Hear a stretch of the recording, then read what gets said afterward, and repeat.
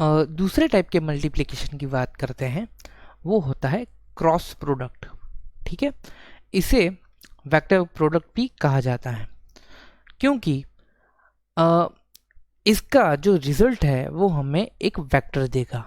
ठीक है, तो क्रॉस प्रोडक्ट को जनरली मैं क्रॉस से डिनोट करता हूँ। मान लीजिए कि मेरे पास दो वेक्टर हैं p और q। ठीक है, और दोनों का क्रॉस प्रोडक्ट मैं ऐसे डिनोट करता हूँ, और उसका वैल्यू होता है हमेशा magnitude of p into magnitude of q into sine theta into n cap, जिसमें साइन थीटा क्या होता है कि वो दोनों के बीच का एंगल थीटा। ठीक है, अगर ये p है ये q है, तो इन दोनों के बीच का जो एंगल है थीटा वो होता है उसका साइन थीटा लेना पड़ता है। और जो एन कैप होता है वो हमें जो इन क्रॉस प्रोडक्ट का जो तीसरा वेक्टर मिलेगा उसकी डायरेक्शन का यूनिट वेक्टर होता है। जैसे मान लीजिए कि अगर मैं ले लूँ r है रिजल्टेंट, ठीक है, और वो होता है p क्रॉस q, तो जो n होता है n कैप वो r की डायरेक्शन दिखाता है। ठीक है, अब जो r की डायरेक्शन होती है वो याद रखना कि हमेशा p वेक्टर और q वेक्टर ये दोनों के परपेंडिकुलर होती है।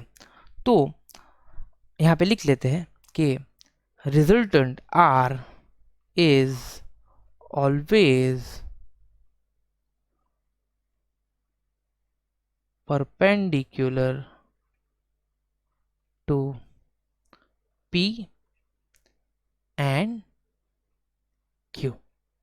ठीक है, तो अब अगर इन दोनों का रिजल्टेंट r वेक्टर क्वांटिटी है तो उसकी जो डायरेक्शन है कैसे डिसाइड करें, तो वो डिसाइड करने के लिए एक कंसेप्ट समझ लेते हैं। मान लीजिए कि ये वाइट बोर्ड है, ठीक है, जो ये स्क्रीन है हमारी वो एक प्लेन है। ठीक है, और हमेशा ये प्लेन के परपेंडिकुलर जो बाहर आता हुआ वेक्टर है उसे हमेशा मैं डॉट और ये सर्कल से डिनोट करता हूँ।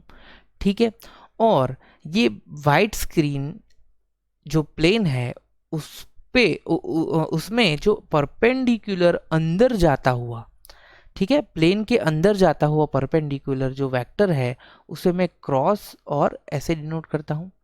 ठीक है, ओके, अब मान लीजिए कि ये मेरा वेक्टर है p और ये मेरा वेक्टर है q।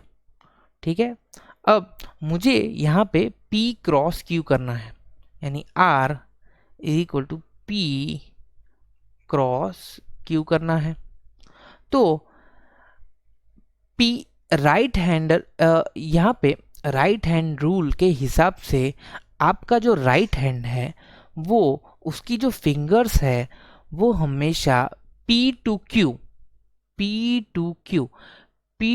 q की डायरेक्शन में अगर कर्ल करिए, ठीक है, राइट हैंड की जो फिंगर्स है हमेशा p टू q की डायरेक्शन में जो आप अगर कर्ल करिए और उस वक्त जो आपके थंब की डायरेक्शन है वो r की डायरेक्शन देता है। ठीक है, ये मीन्स रिजल्टेंट की डायरेक्शन देता है। तो यहाँ पे अगर p टू q मैं अपनी राइट हैंड कर्ल करूँगा तो r की डायरेक्शन मुझे क्रॉस मीन्स प्लेन में ये वाइट बोर्ड स्क्रीन में परपेंडिकुलर अंदर जाते हुए मिलेगी। ठीक है, अब ये हुआ केस 1। अब दूसरा केस ले लेते हैं कि यहाँ पे Q ऊपर है, ठीक है, और P नीचे है। अब यहाँ पे मैं P क्रॉस Q लूँ, मीन्स अगर P से Q मेरी जो राइट हैंड की फिंगर्स है वो मैं कर्ल करूं तो थंब का डायरेक्शन ये वाइट बोर्ड से बाहर आता हुआ मिलेगा मुझे। ठीक है, तो वो जब मुझे आर मिलेगा तो वो मेरा रिजल्टेंट होगा प्लेन से बाहर आता हुआ, ठीक है, परपेंडिकुलर बाहर आता हुआ रिजल्टेंट मिलेगा, तो वो मेरा रिजल्टेंट आर का डायरेक्शन है, ठीक है। तो ये दोनों चीज़ याद रखना। और दोनों आर की डायरेक्शन पी और क्यू दोनों के परपेंडिकुलर होती है, ठीक है। तो ये होता है क्रॉस प्रोडक्ट। अब क्रॉस प्रोडक्ट की कुछ प्रॉपर्टीज है वो देख लेते हैं। तो पहली प्रॉपर्टी है कि जैसे डॉट प्रोडक्ट में था a dot b is equal to b dot है, इसमें ऐसा नहीं होता है, ठीक है। यहाँ पे p cross q is equal to always minus of q cross p होता है, ठीक है। यानी p क्रॉस q की डायरेक्शन हमेशा q क्रॉस p से नेगेटिव होती है, यानी ऑपोजिट डायरेक्शन होती है, ओके। अब यहाँ पे अगर p cross q1 plus q2 है तो क्या करें, तो यहाँ पे मैं ब्रैकेट ओपन कर सकता हूँ और इसे मैं लिख सकता हूँ p cross q1 plus p cross q2, ठीक है। लेकिन यहाँ पे इंटरचेंज नहीं होता है, मीन्स अगर q1 क्रॉस p आप नहीं लिख सकते हैं, p क्रॉस q यही सीक्वेंस में लिखना पड़ेगा, ओके। तो ये कुछ प्रॉपर्टीज है क्रॉस प्रोडक्ट की। अब मैं वापस 3 यूनिट वेक्टर ले लेता हूँ, उनका क्रॉस प्रोडक्ट करते हैं। तो ये x, ये y और ये z, x की डायरेक्शन में i, y की डायरेक्शन में j कैप और z की डायरेक्शन में k कैप, ठीक है। अब यहाँ पे पहले i से i का क्रॉस प्रोडक्ट करते हैं। तो अब i से i का क्रॉस प्रोडक्ट मीन्स दोनों का मैग्नीट्यूड 1 इंटू 1, ठीक है। अब दोनों के बीच का एंगल का साइन मीन्स साइन ऑफ, अब दोनों के बीच में कितना होगा एंगल, दैट इज 0, और दैट इज ये होगा मेरा n कैप। अब यहाँ पे साइन 0 क्या होता है, 0 मीन्स मेरा i क्रॉस i क्या हुआ, 0, ठीक है। सिमिलरली मेरे क्रॉस प्रोडक्ट में j क्रॉस j और is equal to k cross k क्या होगा, 0, ठीक है। अब i क्रॉस j लेते हैं। तो i क्रॉस j में दोनों का पहले मैग्नीट्यूड 1 इंटू 1, दोनों के बीच का एंगल दैट उसका साइन मीन्स साइन 90, ठीक है। i और j के बीच में एंगल कितना होता है, 90। और यहाँ पे मुझे n कैप की वैल्यू, n कैप का डायरेक्शन चाहिए, ठीक है। तो यहाँ पे 1 इंटू 1 साइन 90 1, तो इसका मैग्नीट्यूड क्या हुआ, 1, और यहाँ पे n कैप ही लिखता हूँ, ठीक है। अब मुझे एक्चुअली n कैप चाहिए कि n कैप क्या होता है। तो यहाँ पे ध्यान से देखना कि i क्रॉस j मीन्स अगर राइट हैंड की फिंगर्स को मैं i टू j मैं कर्ल करूँ तो मुझे हमेशा पॉजिटिव k डायरेक्शन मिलेगा। तो यहाँ पे जो n कैप है वो क्या बनेगा, मेरा k, ठीक है, गॉट इट। तो यहाँ पे i क्रॉस j क्या होता है, मेरा k। लेकिन अगर यहाँ पे मैंने j क्रॉस i ले लिया तो क्या होगा, ठीक है। तो मुझे मेरी राइट हैंड की जो फिंगर्स है वो मुझे उल्टी डायरेक्शन में घुमानी पड़ेगी। तो जब उल्टी डायरेक्शन में घुमाऊंगा तो मुझे यहाँ पे k नहीं मिलेगा बट मुझे मिलेगा नेगेटिव k, ठीक है। यानी वो उसकी opposite direction means j cross i क्या हो जाएगा, मेरा माइनस k। इसको याद करने की एक ट्रिक दिखाता हूँ आपको कि कैसे याद कर सकते हैं, थोड़ा ट्रिकी है इसीलिए। तो पहले तो आप ड्रॉ कर लीजिए आई, यहाँ पे 6 और फिर के, और क्लॉकवाइज डायरेक्शन में आप एरो बना दीजिए। अब यहाँ पे क्लॉकवाइज डायरेक्शन में अगर हम घूमेंगे तो मुझे ऑलवेज पॉजिटिव वैल्यूज यानी पॉजिटिव डायरेक्शंस मिलेगी, ठीक है, क्लॉकवाइज डायरेक्शंस,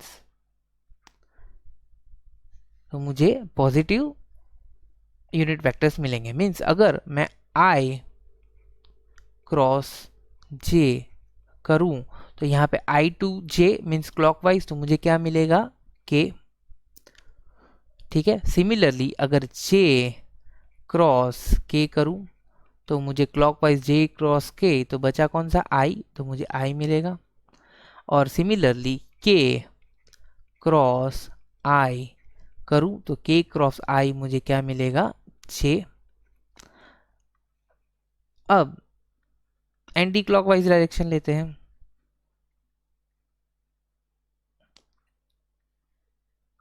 तो अब एंटी क्लॉकवाइज में घूमते हैं आई क्रॉस के, तो आई क्रॉस के उल्टा घूमे मीन्स ये मिलेगा मुझे -j, के क्रॉस जे तो मुझे मिलेगा -i, और बचा कौन सा, j क्रॉस i, तो वो मुझे मिलेगा -k। तो ऐसे आप याद कर सकते हैं। अब मुझे दो वेक्टर्स दिए हैं, that is p is equal to px i cap plus py j cap plus pz k cap, और दूसरा मेरा वेक्टर है q, that is qx i cap plus qy j cap plus qz k cap. अब मुझे इन दोनों का cross product करना है, तो क्रॉस प्रोडक्ट के लिए मुझे p क्रॉस q करना पड़ेगा, और इसके लिए एक डिटर्मिनेंट मैं डिफाइन करूंगा। तो कैसे होता है ये कि पहले मुझे i j k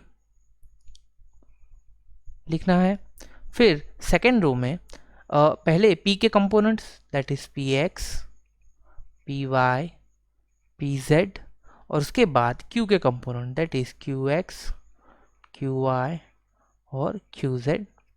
तो ऐसे मैं क्रॉस प्रोडक्ट डिफाइन करता हूँ।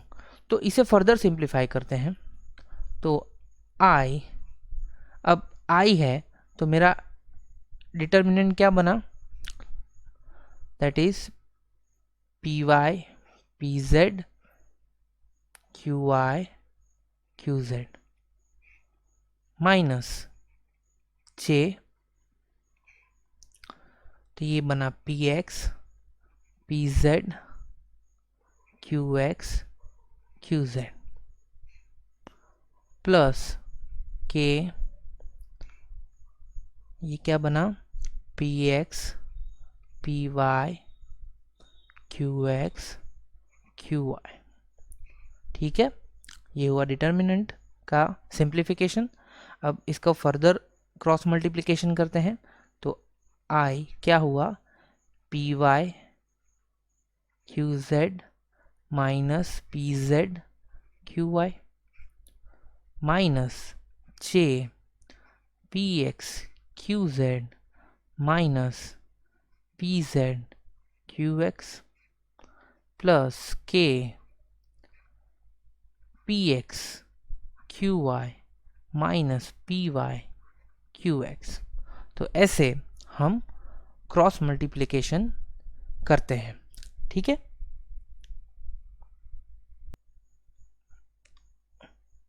अब क्रॉस प्रोडक्ट के बेस पे एक एग्जांपल देख लेते हैं।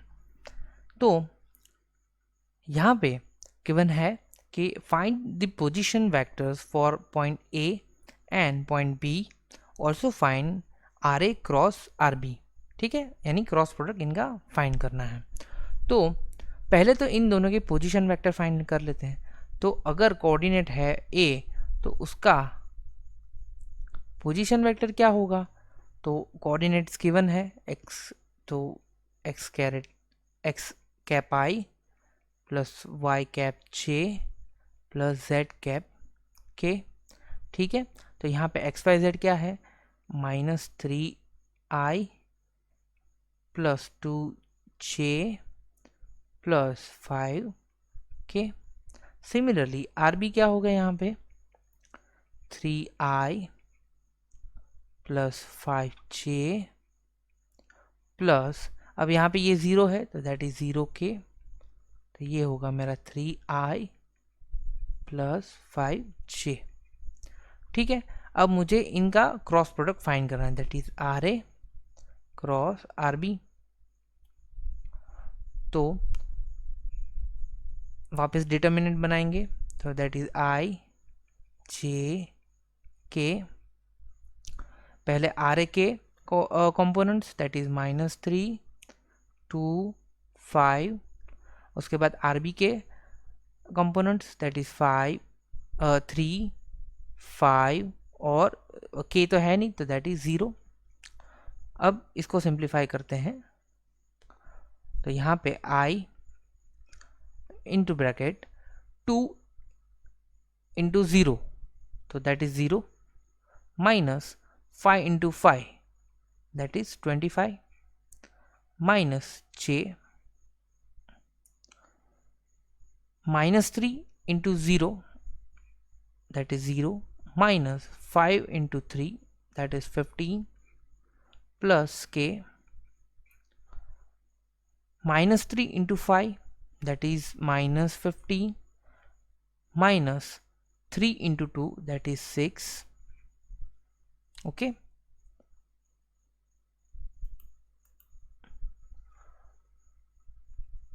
तो ये बना मेरा -25 i cap plus 15 j cap minus 21 k cap. तो ये मेरा बना r a cross r B.